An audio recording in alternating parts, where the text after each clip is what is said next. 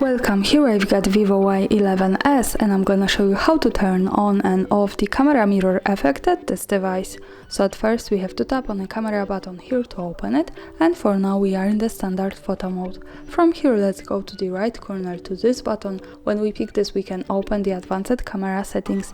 At the third position here we have mirror selfie option, so by using this button we can easily turn it off and turn it on like that as we need. And as you can see, we have also short information from the device that this option mirror left or right when the front camera is used for photography and video shooting. So remember that this is only useful in the front camera. And that's all. Thanks for watching, subscribe our channel and leave the thumbs up.